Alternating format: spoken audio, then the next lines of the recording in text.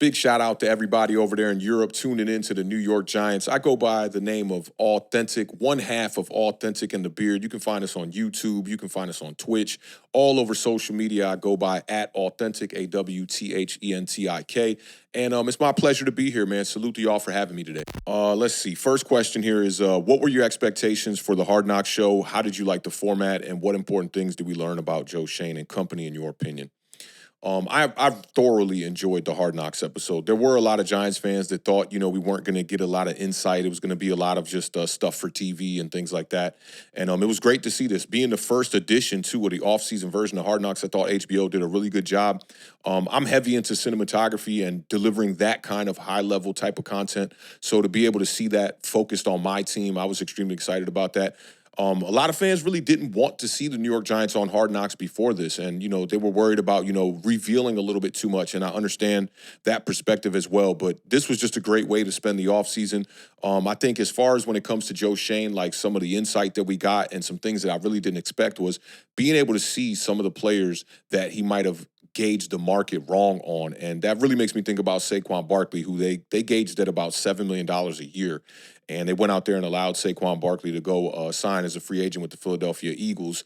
And I think it really let us know some of the real opinions that people had speculation about, things about John Mara maybe having his hand in some of these contracts, especially when it comes to the quarterback with Daniel Jones. And I think Hard Knocks did a pretty decent job of kind of debunking some of those narratives and some of those myths that have already been out there. So fantastic job by HBO. I thoroughly enjoyed it. The second question is, we completed part of the training camp, a joint practice with the Lions and 2 preseason games. At this point now, it's been the full preseason.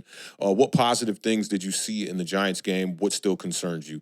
Right off the bat in the Houston Texans game, you could see the offensive line, the improvements with bringing in Carmen Brasillo, Jermaine Illuminor getting the start at right tackle. We didn't even have John Runyon Jr. in that game, so you could expect the offensive line to look even better when John Runyon Jr. is out there. So, we've been trying to fix this offensive line for pretty much for the better part of a decade here now. So it's good to see that, they're cleaning those things up. And instead of relying on youth like they did last year with guys like Joshua Ezedu, Marcus McKeithen, and others, to supplement for the depth pieces that we had on that offensive line. As soon as we had some injuries, things went a little bit left there for the New York Giants. So it's good to see that Joe Schoen kind of learned from his mistakes and brought in some veteran guys that are going to be able to keep the quarterback upright going into 2024. All right, the third question here is the departure of Saquon Barkley, the arrival of Malik Neighbors, and the addition of veterans to the offensive line, Dable as a play caller. How do you anticipate the Giants offense will look in the 2024 season? What could be the strength of the team? Let's start with the strength of the team here. I think offensively, it's absolutely going to be Malik Neighbors. You saw the onus in preseason to make it a point to get him the ball. He was definitely the focal point of the offense, but I do think that the true backbone of this team is going to be that defensive front. You brought in Brian Burns with the trade from Carolina. You got Kayvon Thibodeau, who's, entering what we would consider to be the maturation of him to become a superstar for this team. You already had Bobby Okereke at the middle linebacker, Dexter Lawrence in the interior of this defensive line playing the nose tackle. So I do expect the Giants defense to be the backbone of this team. Losing Saquon Barkley and bringing in a guy like Malik Neighbors is definitely going to be the thing to keep your eye on this season. Will it supplement enough, or will it even be more than enough of what we saw from the productivity we got from Saquon Barkley in the previous years? Although last year was a pretty, I won't say down year, but a pretty average year for Saquon Barkley, I do think that a lot of New York Giants fans have been waiting for Joe Schoen, for Brian Dable, and this offense to open up and really start to, take those shots down the field that we saw last year, unfortunately, when Daniel Jones was out of the lineup. In my opinion, I thought Tyrod Taylor was the best of the 3 quarterbacks on the roster last year. You saw it in games like the Los Angeles Rams game, his willingness to take those whole shots down the field and threaten these safeties, especially when he got middle field closed type of looks. Even sometimes when he had middle field open, you would see him try to fit the ball in some of those whole shots as well. So we're looking forward to seeing if Daniel Jones can do that this year. For me, if I had to bet my money on it, I think this Giants offense is going to try to come out and throw the ball a ton. And then if that doesn't work, they'll get back to their bread and butter, which has been running the ball, using Daniel Jones' legs to try to sustain drives. But we'll see. I think that's the biggest question mark going into the year. And I'm just as puzzled as everyone else is on that. it's definitely difficult to try to determine if the Giants are going to be able to open up this offense and throw the ball down the field. I mean, we have seen 5 years of Daniel Jones at the quarterback position, and that's been one of the skill sets that I think that he's lacked throughout his entire tenure here with us. Let's see. The fourth question here is, what would you consider a success and a good season for the Giants by the end of the year? Do you think Dable and Shane are on the hot seat? And now let's move on to topics beyond the Giants. I know you were one of the videos or one of the voices saying that Michael Penix Jr. could be a very good quarterback and that the Giants should pick him. What do you think about the Falcons taking him? It was a controversial moment in the entire draft. Okay, so let's split these up into two. I'm not sure why I had them as just one question here, but let's start with the hot seat stuff with Joe Schoen and Brian Dable. So for me, they're around the fan base and the community, a lot of people do think that Brian Dable is on the hot seat. In my opinion, what they accomplished in their first year here in 2022, getting to the playoffs, winning a playoff game, having a season over 500, 9 wins, almost 10 wins. That tie against Washington really kind of throws a bit of a sour taste, into the results of that schedule for the Giants in 2022. But I think with that kind of overachieving, no matter how long we think Brian Dable or Joe Schoen had during their tenure with the Giants, I think you can extend it by at least a year. You look at the way that Joe Schoen was even operating on Hard Knocks. To me, it looks like a guy that has a lot of job security and is comfortable, that he has a long leash to be able to try to make the moves necessary to put the New York Giants in position to start competing for championships again. So as far as the hot seat, I think it's getting a little warm. I don't think it's completely a hot seat that'll make Brian Dable stand up. We'll see. I do think that this year is very pivotal. If they take a regression, especially when you look at the record from 2023, only 6 wins. If the Giants can't win at least 6 games this year, I absolutely think that Joe Schoen and Brian Dable will enter 2025 on the hot seat for sure. As far as Michael Penix Jr. and the Falcons, now, I look at a lot of tape, in the offseason especially. During the year, I'm so busy with Giants content, it's very tough to keep my eyes on all the quarterbacks and all the positions and prospects coming out of college. But once the season ends, and in our case for the New York Giants, when the season was kind of, we had the playoff situation being out of reach, I started to dig into all these quarterbacks. And I looked at every snap from all the first-round prospects, and to me, Michael Penix was the best pure passer in this entire draft. A lot of people had him as a second-round grade, especially because of his age. Entering 2024, he's 24 years old. I believe he's going to turn 25 this year. And then also the injuries was a major concern for Michael Penix. 2 knee injuries back in 2018, I believe it was, and then he had the shoulder separation as well. So a lot of people were, focusing on those injuries, but it had been some years since Michael Penix had been injured. So for me, it was not a point of emphasis for me.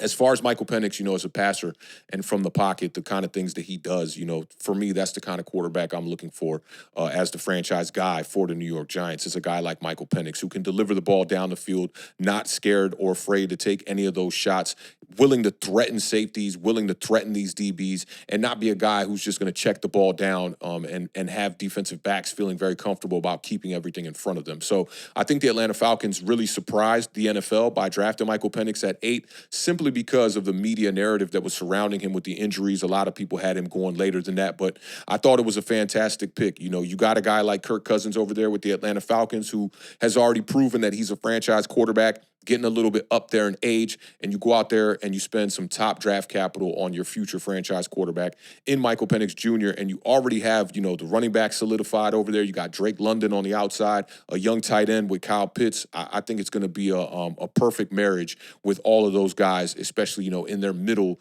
20s, to try to build the Atlanta Falcons team to be a true contender here in a couple of years. Let's see. We got question 5 here. It's expected that the Eagles and Cowboys will fight for the NFC East division title and that the Commanders and Giants will at best be third. However, each team has its own issues. There's distrust in Sirianni in Philadelphia, problems with contracts in Dallas. How do you see the balance of power in our division? Who will have the best season and why? Okay, so since you've sent me these questions, a lot has changed in the NFC East. CeeDee Lamb did get paid his big bag. I thought he got about $134 million. I know it was $100 million guaranteed. So they have ironed out that portion of their contracts in Dallas. Now they just kind of got to take care of Dak Prescott. He is entering the last year of his contract. I think that the way that the hierarchy is going to work in the NFC East will be very similar to what we saw last year. The Dallas Cowboys ended up winning the division. It came down to a fight all the way down to the end of the season with the Philadelphia Eagles, who lost 5 of their last 6 games games, and I think that really gave a lane for the Dallas Cowboys to win the division. I still thought that the Eagles were the best team in the division. I thought that they suffered from some coaching issues, especially with Brian Johnson as the offensive coordinator, not really designing any type of hot concepts for Jalen Hurts. So teams started to figure out in the back half, I'll say back quarter of the season, that if you blitz Jalen Hurts, the Eagles really have no answer. And I think that's where a lot of the beef stems from him and Nick Sirianni, is that you're looking at your head coach to make adjustments, and you took 6 games there and you didn't make any adjustments. And then the Eagles ended up losing their playoff game as well. So real tough for the Philadelphia Eagles. I love the upgrades that they've made. Bringing in Jahan Dotson on the trade. They spent a first round and a second rounder bringing in help on that defense to help out that secondary with Cooper DeJean and Quinyon Mitchell at the cornerback positions. They brought back C.J. Gardner-Johnson. I think that team's actually ready to compete for a Super Bowl this year. As far as the Dallas Cowboys, I think they'll probably end up around second, but they didn't really make any moves in the offseason to make that roster any better, but they do have a good team, like what they did in the draft, addressing left tackle, bringing in Cooper Beebe, from Kansas State to play guard or possibly center is what it's looking like right now. He's taking some snaps at center as well. So I look at the Cowboys like they have a really good team. They should be able to stay near the top of the division. The big question marks are Washington with the Commanders and New York with the New York Giants. The Commanders are really a wild card in this because, they did go out there and get their future franchise quarterback in Jaden Daniels. I live here in the Washington, D.C. area. I got to see him play. I went to a couple of their training camp practices. I went to a film study of theirs as well. And, it looks like they're definitely on the up and up. I like what they did with the linebacker core, bringing in Bobby Wagner, bringing in Frankie Louvu from the Carolina Panthers. I think that secondary still needs a little bit of retooling, some more work there, and probably up front after losing guys like Chase Young and Montez Sweat right before the trade deadline last year. So I do think the Giants and the Commanders will be fighting and battling it out for third, or bottom of the division here in the NFC East. Let's see. The next question here, question number 6 is, the entire NFC has been considered a weaker conference in recent years. Now, 4 young quarterbacks have entered it with Caleb Williams, Jaden Daniels, Michael Penix Jr., and J.J. McCarthy. What are your expectations for these young quarterbacks? Could they become future NFL stars? Who do you think has the best chance and why? So as far as these guys becoming stars, I absolutely think they can. This could be the best quarterback class since the Joe Burrow class in 2020, which also had Tua, Justin Herbert as well. I think that this class is equally as good, possibly even better. I think that when it comes to who's going to be the guy that could possibly have the best career out of all these quarterbacks, I would look towards, first and foremost, Caleb Williams, especially in the near future here, because the Chicago Bears have set him up for success. They went out there, they acquired Keenan Allen. They already had DJ Moore at wide receiver 1. You had Cole Kmet at tight end. You addressed the other wide receiver spot by drafting Rome Odunze in the first round. They brought in DeAndre Swift at running back. That defense is already ready to go. Traded for a guy like Montez Sweat a year ago, and just brought in a lot of high caliber talent over there. I think the only thing that's really holding back the Chicago Bears this year could be the head coaching with Matt Eberflus. And I know they did address offensive coordinator this year, so hopefully that helps Caleb Williams to hit the ground running. I think all these guys could have a lot of success. I mean, you saw it in the preseason. J.J. McCarthy looked really great before, dealing with the meniscus injury that he had that's going to keep him out this year, which I think they were going to likely not play J.J. McCarthy at least until the back quarter of the season anyway. So it'll be good for him to be able to rest and just kind of get his knee back in shape and, study things from the sideline and get to see a guy who's already really been through the ringery in Sam Darnold, go out there and take starts and really learn from just holding the clipboard. I think that'll benefit J.J. McCarthy. But if I had to pick a couple of top guys from this class, I do think that Jaden Daniels has a really good skill set to succeed in this league. Great runner, a lot of speed, can make all the throws, very decisive, good pocket maneuvering and manipulation. And I really like Michael Penix as well. So if I'm going top 3 guys, I'm going with Caleb Williams, Jaden Daniels, and Michael Penix to have the better careers of these guys. And I really like Drake May. I really can't, let this question go past without mentioning Drake May, who looks really good in the preseason. I went to go see him at the Commanders field just the other week when they played them, and it was a lot of backups and whatnot. But you got to see, Drake May really just show his skill set on display. Great in the pocket, can make the big throws. I think he's got to clean up some things mechanic-wise, but I also would have loved to have that guy on our team as well. The last question is, I know you live in the D.C. area. How are Washington fans perceiving the new era, and how do you feel about the team name Commanders? Do you think a different name will be sought? there is a little bit of hype here happening around the quarterback position, especially. You got new ownership, and, Dan Snyder being here in the past definitely was holding back the momentum of the Washington fan base. And you can tell that a lot of people, especially in the D.C. city, aren't as invested in football as much as they once were. And the stadium is out here in Maryland. They have been looking at relocating the stadium and whatnot. But you can tell that there is a little bit of hype here. This feels like the most hype that I've seen in the Commanders community since 2012 when they drafted Robert Griffin III. And they also drafted Kirk Cousins that year. And then after some injuries, the hype kind of died down. But I do think people are really excited about having a new quarterback, a dynamic guy like Jaden Daniels, who represents the future of quarterbacking in the NFL. I think there is a lot of hype around that. As far as the name change, I don't know if they'll be sought after trying to change the name again, but this would be like the fourth name in just, a matter of a short period of time, going from the Redskins to the Washington football team and then to the Commanders to then try to change that again. I think it would hurt their branding. It would hurt, sales as far as jerseys go and things like that. I don't think you can continuously just keep changing the name like that. So, I mean, if it was up to me, I would keep the name. The jerseys look fine. I thought their new uniforms look pretty good. And, change is inevitably very difficult to handle for a lot of people. So I think that's the kind of transition that a lot of the Commanders fans are going through right now. People still even having difficulty just saying the right names. So I think they did a good job with picking the names. I would have probably went with Red Tails if I was them. It has a lot of historic significance to it as well and could have represented this area in a major way. But nonetheless, I think Washington is doing a pretty good job over there of rebuilding that team and rebranding, what goes around the name of that team.